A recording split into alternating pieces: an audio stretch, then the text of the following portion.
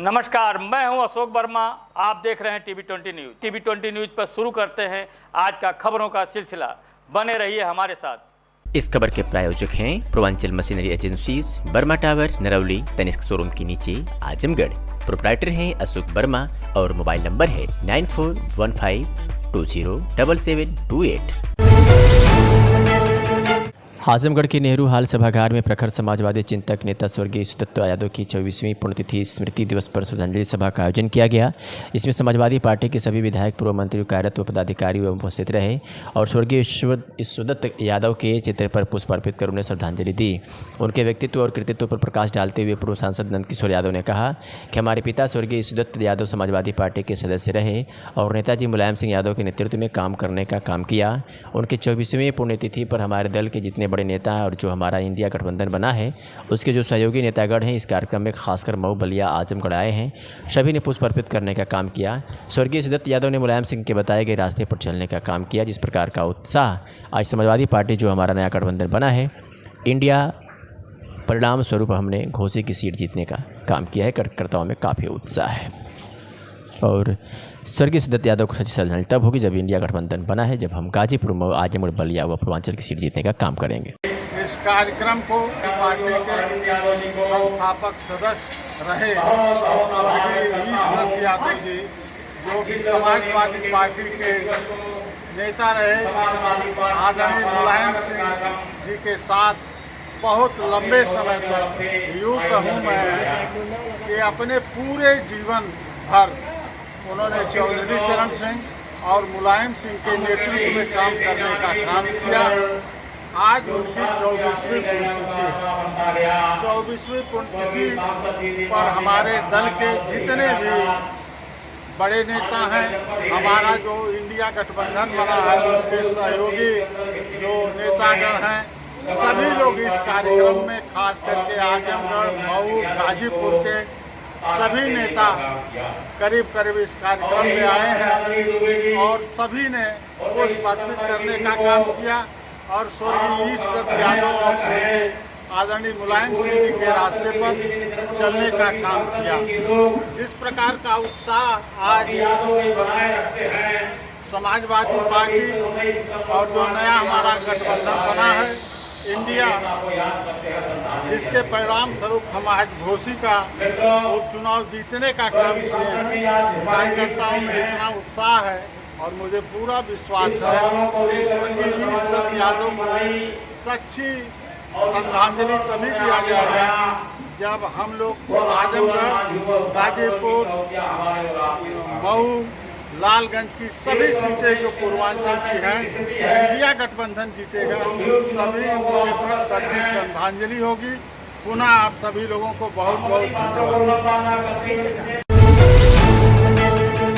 जनपद आजमगढ़ की जनपद में आजमगढ़ महोत्सव 2023 का 18 से 24 सितंबर तक एक सप्ताह के कार्यक्रम का आगाज हुआ। कार्यक्रम में प्रदेश सरकार के कृषि मंत्री सूर्य प्रताप शाही द्वारा राजकीय पॉलिटेक्निक कॉलेज आजमगढ़ के परिसर में महोत्सव 2023 का शुभारंभ दीप प्रज्वलित कर किया।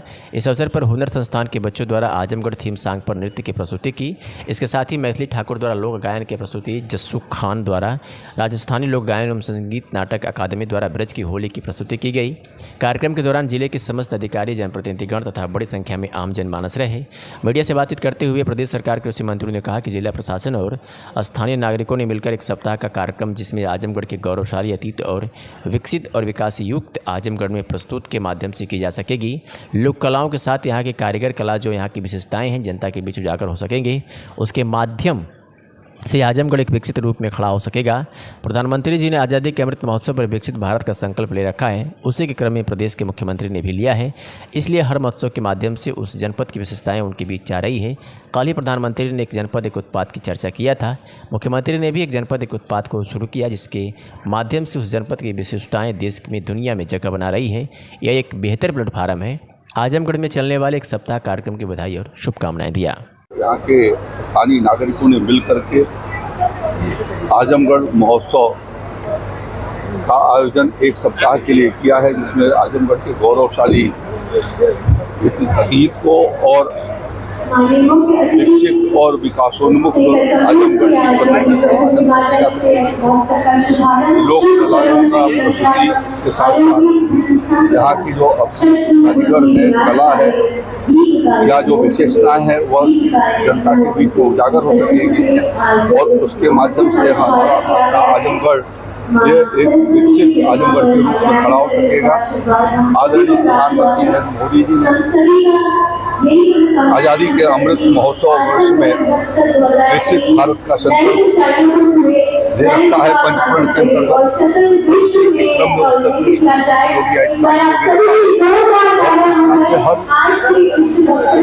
महोत्सवों के माध्यम से उस जनपद की विशेषताएं जनता के बीच में जा रही हैं। कल भी प्रधानमंत्री ने एक जनपद एक उत्पाद की चर्चा किया था।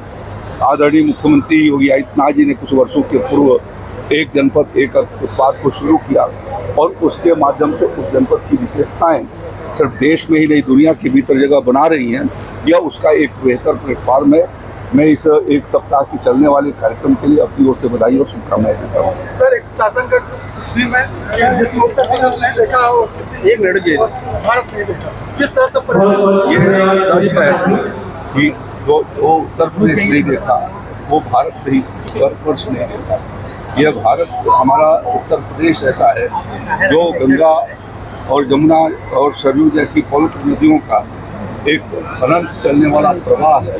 यहाँ पर अपने उत्तर प्रदेश के भीतर अयोध्या में भगवान श्री राम लला की जन्मभूमि है।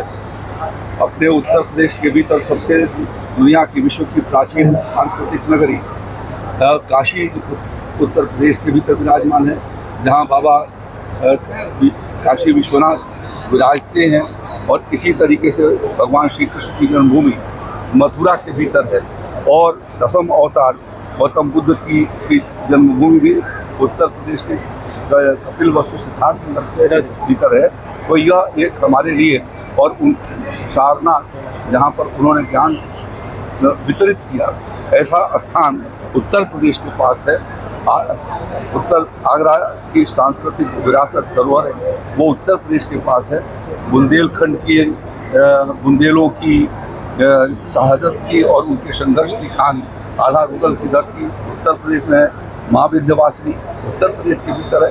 तो इसलिए उत्तर प्रदेश में जो को नहीं देखा वो भारत वर्ष को नहीं देखा और इसलिए योगी आदित्यनाथ जी की सरकार ने उत्तर प्रदेश के पर्यटन और सांस्कृतिक विरासत को पूरे दुनिया के समक्ष परोसने के लिए और प्रधानमंत्री जी ने भी उसको गति दिए जाने के लिए उनके मार्गदर्शन में निरंतर इस काम को आगे की ओर बढ़ाया जा रहा है। और वो समय आ गया है जब आजमगढ़ के भी जो हमारी गौरवशाली परंपरा इतिहास और यहाँ की जो ख्याति रही है उसको इस कार्यक्रम के माध्यम से उजागर कर सकेंगे। उत्तर प्रदेश के मिलेट्स पुनरुद्धार योजना के अंतर्गत मंगलवार को सुबह 10 बजे कलेक्ट्रेट पर डीएम विशाल भारद्वाज ने रैली को हरी झंडी दिखाकर रवाना किया। रैली सड़क के विभिन्न नगर के विभिन्न मार्गों से होकर गुजरी। इसका मुख्य उद्देश्य मिलेट्स या श्री अन्न के प्रति लोगों को जागरूक करना है। बता दें कि भारत सरकार द्वारा वर्ष 2023 को अंतर्राष्ट्रीय पोषक अनाज वर्ष के रूप में मनाया जा रहा है। लोगों की थाली से लगभग गायब हो चुके मिलेट्स को एक बार फिर से लोगों के बीच लोकप्रिय बनाना इनका उद्देश्य है। आजमगढ़ कृषि उपनिदेशक मुकेश कुमार ने बताया कि मिलेट्स की खेती, प्रसंस्करण और उपयोग को बढ़ावा देने के उद्देश्य से रैली निकाली गई है। लोगों को जागरूक करना है कि यह बहुत पौष्टिक है। रैली कलेक्ट्रेट से निकलकर अग्रसेन चौराहे से होते हुए बड़ा देव काली चौरा ये भी होते हुए हरियौत कला केंद्र पर समाप्त हुई, जहां पर प्रशिक्षण का आयोजन है।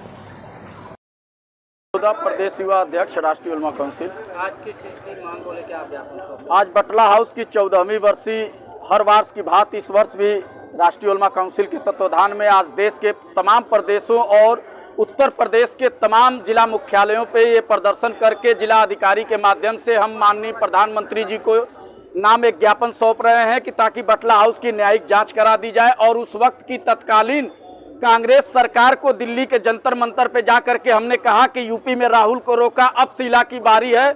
अगर इस पर भी न माने तो पूरे देश की तैयारी है। पूरे देश से बटला हाउस की न्यायिक जांच न कराने की वजह से कांग्रेस को हम लोगों ने फुटपाथ पे ला दिया और माननीय मोदी जी से ये डिमांड हम कर रहे हैं कि बटला हाउस की न्यायिक जांच हमारे दोस्ती में न सही तो कांग्रेस की दुश्मनी में सही इसकी न्यायिक जांच करा दे ताकि दूध का दूध और पानी का पानी हो जाए।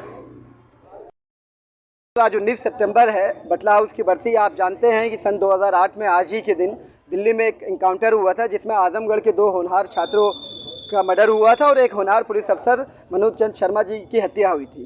तब से राष्ट्रीय उलमा काउंसिल, उसी के बाद राष्ट्रीय उलमा काउंसिल का गठन हुआ। आपने देखा कि किस तरह से आजमगढ़ में एक खौफ का माहौल बना दिया गया था और ख़ास तौर पर पूरे पूर्वांचल में एक भय का माहौल था।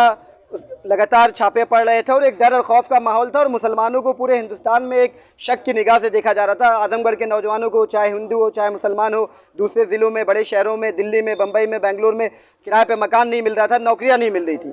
ऐसी आंधी और तूफान के हालात में, खौफ और हरास के हालात में राष्ट्रीय उलमा काउंसिल एक जन आंदोलन बनकर खड़ी हुई और उसने अन्याय के खिलाफ आवाज़ उठाई। राष्ट्रीय उलमा काउंसिल पहले दिन से इस बात की मांग करते आ रही है कि बटला हाउस इनकाउंटर एक फर्जी इनकाउंटर था जिसमें एक होनहार अफसर ने अपनी जान गंवा दी, 2 छात्रों ने अपनी जान गंवा दी जो इस देश का भविष्य थे, समाज का भविष्य थे। हम इसकी इंक्वायरी की मांग कर रहे हैं, पर तत्कालीन कांग्रेस सरकार अपने गृह मंत्री को बचाने के लिए, अपनी नाकामियों को छिपाने के लिए उन्होंने इनकाउंटर करवाया था, उन्होंने जांच नहीं कराई। उसके बाद अरविंद केजरीवाल लगातार इस नारे के साथ कि हम बटला हाउस इनकाउंटर की जांच करवाएंगे, दिल्ली हुकूमत में आए, उन्होंने जांच नहीं करवाई। उसके बाद प्रधानमंत्री मोदी जी लगातार कहते हैं सबका साथ सबका विकास और की बात करते हैं। मैं ये पूछना चाहता हूं कि सबका साथ और सबका विकास सबको न्याय के बिना कैसे होगा? तो राष्ट्रीय उलमा काउंसिल लगातार ये मांग करते आ रही है कि बटला हाउस इनकाउंटर की जांच करवाई जाए ताकि जो सच है वो सामने आ सके। हिंदुस्तान के मुसलमानों पे आतंकवाद का जो एक दाग लगा उनके दामन पे, वो दाग धुल सके। आजमगढ़ और पूर्वांचल की धरती को जो आतंक की नर्सरी कहा जाता है वो दाग धुल चुके। अल्लामा शिबली नुमानी सर और उसके बाद राहुल सांकृत्यायन, पंडित हरिऔध की ये धरती है, इस धरती पे लगा दाग धुलने की हमारी ये डिमांड है। ये ना किसी हिंदू ना किसी मुसलमान का इशू है, ये सर्व समाज का इशू है, ये हर आजमगढ़ निवासी का इशू है कि बटला हाउस इनकाउंटर की जांच कराई जाए। आज आप लोग ज्ञापन किसको देने आए? ज्ञापन हम लोग यहाँ पे जिला प्रशासन के जरिए प्रधानमंत्री महोदय को संबोधित ज्ञापन हमने दिया है। ऊपर जो कंसर्न ऑफिसर थे आज जिन चार्ज पे, उन्होंने ज्ञापन हमारा लिया है। क्या मांग है? मांग यही है कि बटला हाउस फर्जी इनकाउंटर की SIT के जरिए या न्यायिक जांच कराई जाए। ठीक। उत्तर प्रदेश के मिलेट्स पुनरुद्धार योजना के अंतर्गत मंगलवार को सुबह 10 बजे कलेक्ट्रेट पर DM विशाल भारद्वाज ने रैली को हरी झंडी दिखाकर रवाना किया। रैली सड़क के विभिन्न नगर के विभिन्न मार्गों से होकर गुजरी। इसका मुख्य उद्देश्य मिलेट्स या श्री अन्न के प्रति लोगों को जागरूक करना है। बता दें कि भारत सरकार द्वारा वर्ष 2023 को अंतर्राष्ट्रीय पोषक अनाज वर्ष के रूप में मनाया जा रहा है। लोगों की थाली से लगभग गायब हो चुके मिलेट्स को एक बार फिर से लोगों के बीच लोकप्रिय बनाना इनका उद्देश्य है। आजमगढ़ कृषि उपनिदेशक मुकेश कुमार ने बताया कि मिलेट्स की खेती, प्रसंस्करण और उपयोग को बढ़ावा देने के उद्देश्य से रैली निकाली गई है। लोगों को जागरूक करना है कि यह बहुत पौष्टिक है। रैली कलेक्ट्रेट से निकलकर अग्रसेन चौराहे से होते हुए बड़ा देव काली चौरा में ये भी होते हुए हरिऔध कला केंद्र पर समाप्त हुई, जहां पर प्रशिक्षण का आयोजन है। अपना परिचय बता दें। मैं मुकेश कुमार, कृषि निदेशक आजमगढ़। अच्छा, ये किस तरह का जुलूस निकला, क्या है संदेश? ये शासन की प्राथमिकता का कार्यक्रम है, मिलेट पुनरुद्धार कार्यक्रम।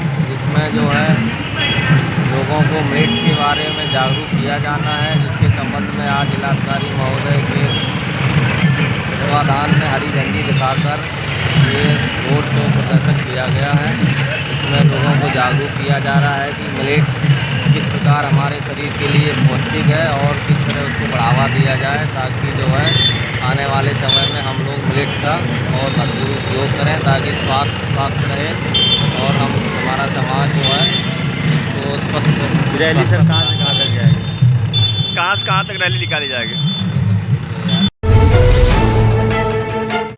और ये खबर वायरल हो रही है उत्तर प्रदेश के उन्नाव जनपद से, जहां देखा जा रहा है कि किसी फरियादी की फरियाद सुनने के लिए पुलिस गांव में पहुंची है और वहां पर पुलिस को एक गरीब किसान पंखा डुलाता हुआ नज़र आ रहा है।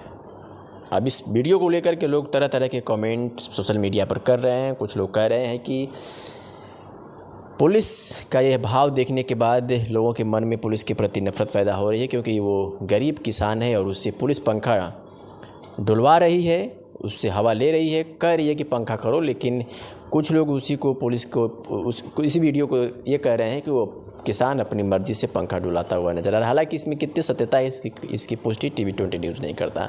मामला उन्नाव के बीघापुर थाना अंतर्गत लालगंज का बताया जा रहा है। लालगंज गाँव में एक मामले में गए थे 2 नंबर के हल्का इंचार्ज हसमत अली। फरियादियों के लिए समाज मंच सजाया, और फरियादियों की फरियाद सुन रहे हैं। यहाँ पर ये भी देखा जा रहा है कि ट्विटर पर इसको शेयर किया गया है, उसमें लिखा गया है कि फरियादियों को ज़मीन पर बैठाए हैं हल्का इंचार्ज साहब और अपने चेयर पे बैठा हुआ है। अभी कितनी बात सत्य है कमेंट सेक्शन में करके आप ज़रूर बताइएगा कि पुलिस का रवैया कितना गलत है कितना सही। हालांकि पुलिस गई है, तस्वीरों में साफ देखा जा रहा है कि वो चेयर पे बैठी हुई है और नीचे फरियादी बैठे हुए हैं और ये किसान एक व्यक्ति बुजुर्ग है और वो पंखा करता हुआ पुलिस को नज़र आ रहा है। और इसी बात को लेकर के इसे सोशल मीडिया पर ट्रोल किया जा रहा है कि पुलिस गरीब किसान से पंखा करवा रही है। हालांकि इस वीडियो की पुष्टि हम नहीं करते।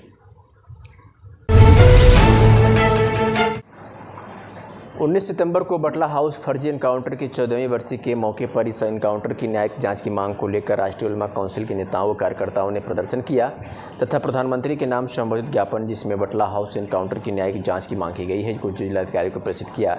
इस अवसर पर राष्ट्रीय उलमा काउंसिल के प्रदेश अध्यक्ष अनिल सिंह ने कहा कि 2008 में तत्कालीन कांग्रेस सरकार की गृह मंत्री के इशारे पर दिल्ली पुलिस द्वारा सरकार की किरकिरी होने से बचाने व मुस्लिम नौजवानों को बलि का बकरा बनाने की नीयत से साजिश रचकर 19 सितंबर 2008 को दिल्ली के बटला हाउस में फर्जी मुठभेड़ के दौरान 2 बेकसूर मुस्लिम नौजवान आतिफ व साजिद के साथ एक जाबाज पुलिस कम इंस्पेक्टर की मौत की घाट उतार दिया गया था और अनेक मुस्लिम नौजवानों को इस केस में फंसाकर उनकी ज़िंदगियां बर्बाद कर दी गई। इस फर्जी एनकाउंटर के खिलाफ राष्ट्रीय उलमा काउंसिल ने आजमगढ़ से लेकर दिल्ली तक जोरदार विरोध दर्शाया था और मांग की जो कि आज भी जारी है कि इस कांड की न्यायिक जांच कराई जाए जिससे न सिर्फ मुसलमानों अपितु मुल्क के हर न्यायिक प्रिय नागरिक की सहमति मिली है।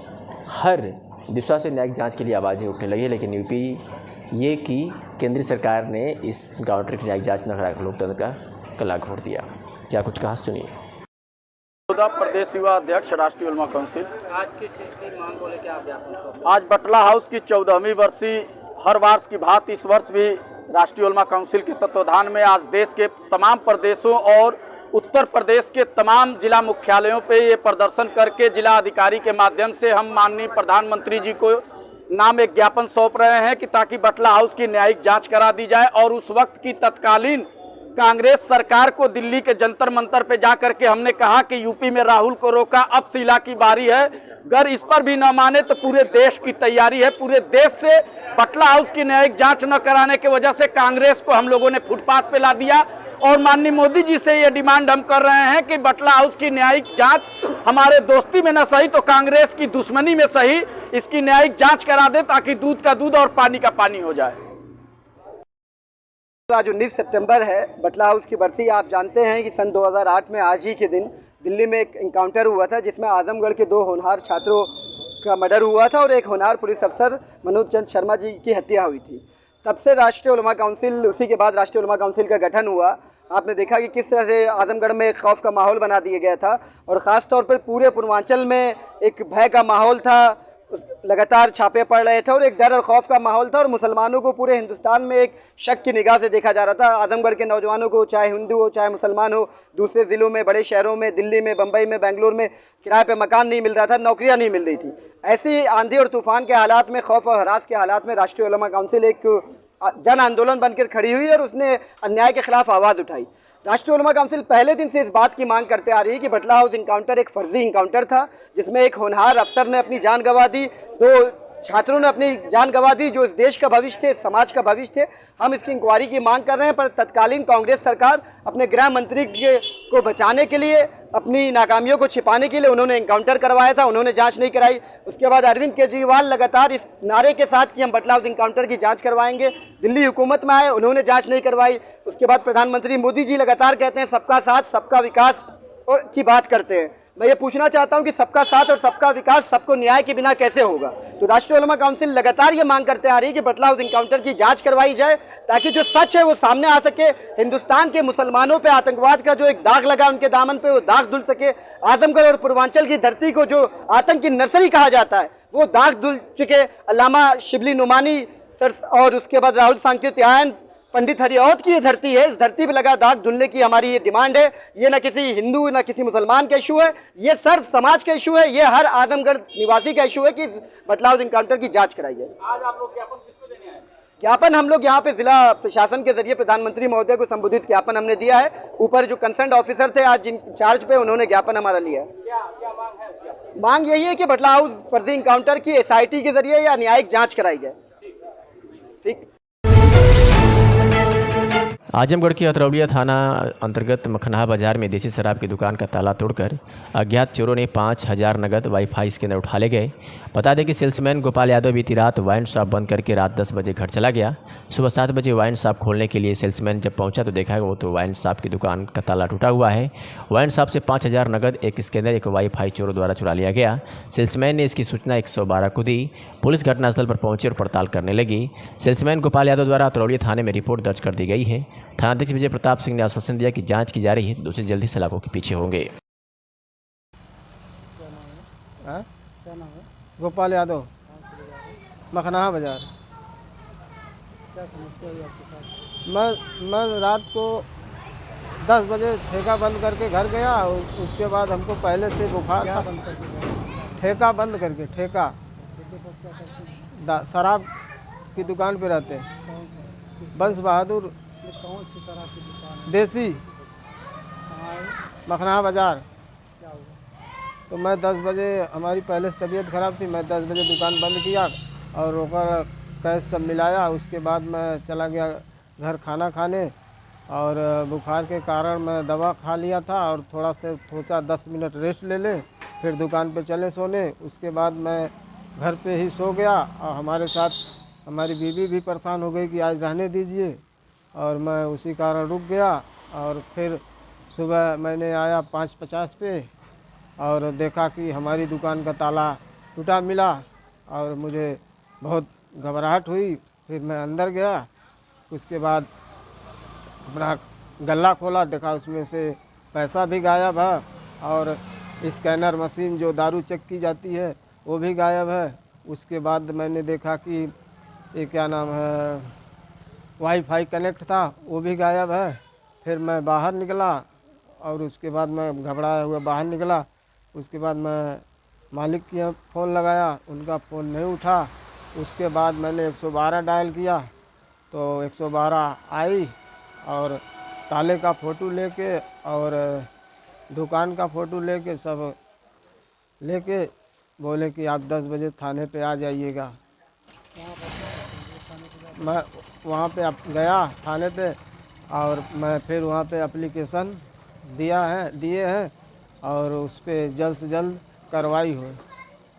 कितने का आपका नुकसान लगभग? हमारा तो 5,000 मान लीजिए, वो रोकड़ भाड़ा, उसमें दारू वारू का भी था। और उसके बाद मशीन चली गई है। सबसे समस्या तो ये है कि मशीन तो मेन है हमारी, स्कैनर मशीन बहुत ज़रूरी है। और उसके बाद टोटल नुकसान कितना? टोटल नुकसान कितना? अब टोटल नुकसान सर यही अब तो हम कैसे बता सकते हैं सर, कितने की मिलता है कितने की नहीं, हमको तो पता नहीं है। नकदी जो शराब है मतलब मिलाकर 5,000 वो 5,000, हाँ सर, वो 5 मशीन का छोड़ के 5,000 मैंने अपने जो एप्लीकेशन दिया है उसमें भी लिखवा दिया है। और शीशी वगैरह की नहीं? और शीशी तो कोई नहीं गई। मैंने पेटी मिलाया, हमारी पेटी 206 पेटी थी और सब बरकरार मिली।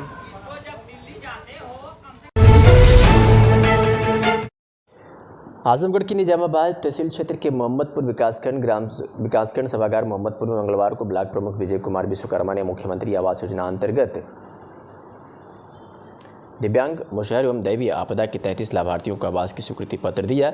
इसमें मुख्यमंत्री आवास योजना अंतर्गत ब्लॉक के 33 लाभार्थियों को स्वीकृति प्रदान पत्र दिया गया, जिसमें प्रदेश के उप मुख्यमंत्री केशव प्रसाद मौर्य द्वारा 1 क्लिक से लाभार्थियों के खाते में धनराशि का अंतरण किया गया। ब्लॉक प्रमुख विजय कुमार विश्वकर्मा ने कहा कि मुख्यमंत्री आवास योजना प्रदेश के मुख्यमंत्री आदित्यनाथ योगी जी की द्वारा चलाई जा रही महत्वपूर्ण योजना है, जिसका उद्देश्य गाँव में गरीब, असहाय और गाँव के हर आखिरी व्यक्ति तक उसके पास अपना पक्का मकान हो। खंड विकास अधिकारी डॉक्टर आराधना त्रिपाठी ने कहा कि सरकार द्वारा चलाई जा रही योजना के अंतर्गत आज 33 लाभार्थियों, जिसमें दिव्यांग, मुसहर एवं दैवीय आपदा के लाभार्थी को प्राथमिकता के आधार पर आवास की पहली किस्त उनके खाते में भेज दी गई है। इस मौके पर एडीओ आईएसबी एवं आवास प्रभारी प्रदीप कुमार श्रीवास्तव, एडीओ पंचायत श्रवण कुमार, अतिरिक्त कार्यक्रम अधिकारी अनिल कुमार गुप्ता, रमेश सरोज, स्नेहा कपूर, प्रधान जियालाल यादव, समाज सेवी राकेश मौर्य, नगेंद्र प्रसाद साहब, अहमद खान, वरिष्ठ सहायक मनोज कुमार सिंह, ग्राम पंचायत अधिकारी प्रशांत यादव, जयप्रकाश यादव, राकेश यादव, ग्राम विकास अधिकारी रामचंद्र, शशिकांत, मनीष यादव, बलराम चांदनी, शुक्ला शिक्षा राय, प्रीति सिंह, गरिमा मिश्रा, आनंद सरोज आदि लोग उपस्थित थे। आजमगढ़ के DIOS कार्यालय पर मंगलवार को दिन में 2 बजे माध्यमिक शिक्षक संघ के बैनर तले शिक्षकों का मंडल स्तरीय धरना प्रदर्शन का आयोजन हुआ। इस दौरान शिक्षक MLC ध्रुव कुमार त्रिपाठी व पूर्व MLC माध्यमिक शिक्षक संघ के प्रदेश अध्यक्ष सुरेश कुमार त्रिपाठी मौजूद रहे। इस दौरान पुरानी पेंशन सरकार के नए गजट में धाराओं को हटाने समेत कई मुद्दों पर अपनी मांगें रखी गई। शिक्षक नेताओं ने कहा कि शिक्षकों ने अपनी मेहनत के बल पर जो उपलब्धि हासिल की है उसकी सुरक्षा को लेकर उनको सड़क पर उतरना पड़ रहा है। यहाँ कोई राजनीति नहीं कर रहा है, न ही किसी को पद से उतारना है, न किसी को पद पर बैठाना है, लेकिन शिक्षकों को मिली संवैधानिक सुविधाओं को लोकतांत्रिक तरीके से बनी सरकार छीनने का काम कर रही है। वहीं यह भी कहा कि सरकार जो नया गजट लाई है उसमें कई धाराओं को हटा दिया है, जिससे शिक्षकों में असुरक्षा की भावना है। सुनते हैं शिक्षक नेताओं ने क्या कुछ कहा। आज जो कार्यक्रम चल रहा है धरना, क्या उद्देश्य इसका है? उद्देश्य अपने पेट का मामला है, अपनी रोजी रोटी का मामला है, अपनी उपलब्धि की सुरक्षा का मामला है। मामला कहीं राजनीति करने का नहीं है, न तो किसी को पद से नीचे करने का है, न तो किसी को पद पर बैठाने का है। केवल ये जो अध्यापक समुदाय है जो संघर्ष करके जो है अपनी उपलब्धि पाई है, उस उपलब्धि को यह वर्तमान सरकार जो है वह छीन रही है। लोकतांत्रिक तरीके से बनी सरकारें संवैधानिक व्यवस्था के अंतर्गत प्रदत्त सुविधाओं को वह समाप्त कर रही हैं। उसी के विरोध में यह मंडलीय धरना आयोजित किया गया, जिसमें प्रदेश के अध्यक्ष उपस्थित हैं और ऐसा पूरे प्रदेश में 18 मंडल में यह कार्यक्रम संचालित किए जा रहे हैं। जो कार्यक्रम चल रहा है, क्या उद्देश्य है? ये मंडल का धरना हमारे जो माध्यमिक शिक्षा से संबंधित जो चयन बोर्ड की धाराएं जो शिक्षक को सुरक्षा देती थी, एक आयोग बना के एक उत्तर प्रदेश सरकार द्वारा प्रकाशित गजट हुआ है और ये बनाया गया है उत्तर प्रदेश शिक्षा सेवा चयन आयोग अधिनियम 2023। इस अधिनियम में धारा 12, धारा 18, धारा 21 जो सुरक्षा की धाराएं हैं इनको विरोहित कर दिया गया है, हटा दिया गया है। तो इससे आज शिक्षक अपने को असुरक्षित महसूस कर रहा है, इसलिए सारे मंडलों में लगातार धरने प्रदर्शन। तो कई दिवसीय धरना चलेगा ये एक दिन का धरना सभी मंडलों में है। ये 11 तारीख से चल रहा है। आज 19 तारीख आजमगढ़ है, इसके बाद 21 तारीख को लखनऊ में है, 23 तारीख को प्रयागराज में है, 25 को जो है वो वाराणसी में है। पश्चिम के सभी मंडलों में धरने हो चुके हैं और इसके साथ हम पुरानी पेंशन मांग हमारी कब से हम लोग मांग रहे हैं, सभी राज्यों में, अनेक राज्यों में हो गया, उत्तर प्रदेश में पुरानी पेंशन नहीं दी जा रही है। इन सब बातों को ये खबर गुरुग्राम से है, जहां बच्चों व बाल हितधारकों के मध्य बाल संवाद कार्यक्रम का आयोजन सामाजिक संस्था childhood enhancement through training and action Chetna द्वारा कराया गया। जिसमें गुरुग्राम के विभिन्न विभागों जैसे जिला प्रोबेशन अधिकारी, पुलिस विभाग, शिक्षा विभाग, जिला बाल संरक्षण इकाई, बाल कल्याण समिति और लेबर डिपार्टमेंट गुरुग्राम से लगभग 100 बच्चों को संवाद किया और उनके सामने अपनी समस्या रखी। इस अवसर पर कार्यक्रम के मुख्य अतिथि जिला प्रोबेशन अधिकारी श्रीमती नेहा दहिया, श्रीमती सुमन इंस्पेक्टर वुमेन सेल महिला थाना सेक्टर 85A और श्रीमती सोनिया यादव, श्रीमती उषा सोलंकी सदस्य बाल कल्याण समिति गुरुग्राम ने इस कार्यक्रम में प्रतिभाग किया। कार्यक्रम की शुरुआत करते हुए चेतना संस्था के प्रोजेक्ट कोऑर्डिनेटर श्री राजेंद्र कुमार ने सभी अतिथियों को बच्चों द्वारा बनाए गए पुष्पगुच्छों से स्वागत किया एवं इस कार्यक्रम का उद्देश्य बताया कि कैसे चेतना संस्था प्रोजेक्ट खिलती कलियां माध्यम से सड़क एवं कामकाजी बच्चों की शिक्षा एवं उनके एम्पावरमेंट पर काम कर रही है। आज इस कार्यक्रम का मुख्य उद्देश्य अथॉरिटी के साथ वार्तालाप के माध्यम से बच्चों को सशक्त बनाना है। बाल संवाद की इस अवसर पर मुख्य अतिथि श्रीमती नेहा दहिया, जिला प्रोबेशन अधिकारी गुरुग्राम ने कहा, चेतना संस्था बहुत ही सराहनीय कार्य कर रही है, जो बच्चों के साथ गुरुग्राम के सभी जिला इकाई अधिकारियों के समक्ष वार्तालाप का आयोजन किया और बच्चों से रूबरू होने का मौका दिया।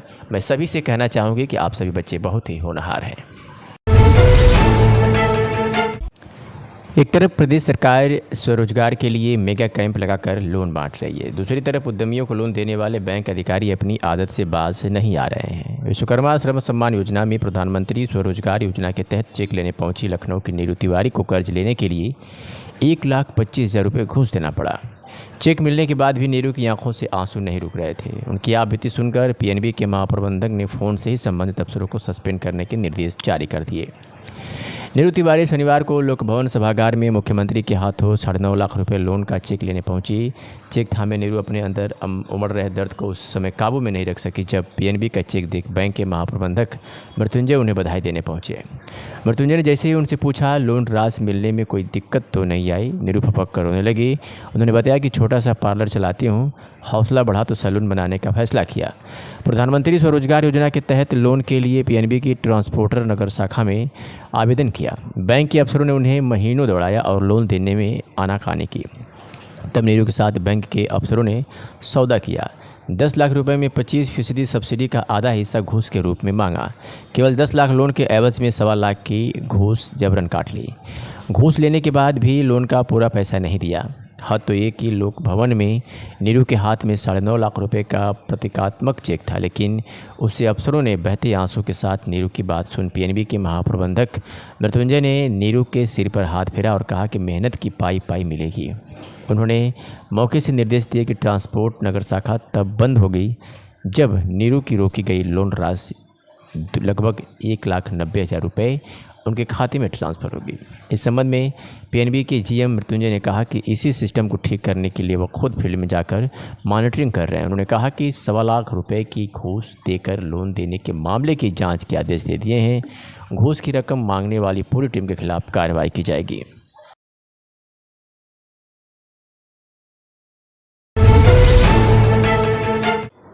आजम खां के ठिकानों पर आईटी की रेड के बाद एक नाम काफ़ी चर्चा में है और वो नाम है एकता कौशिक का। अब कौन है ये जिन्हें आजम ने अपनी मबोली बेटी बताया है? बता दें कि आजम खान के घर इनकम टैक्स की रेड पड़ी थी तो एक लड़की के घर भी छापेमारी हुई थी। पहले तो आजम खान के घर छापेमारी की खबर चलती रही, राजनीति में भी खूब यह खबर हवा में घुलती रही, लेकिन जिस लड़की के घर पर छापा पड़ी थी वो भी चर्चा में आ चुकी थी। आजम खान के घर समेत 30 ठिकानों पर आईटी की रेड पड़ी थी। चारों तरफ सन्नाटा था।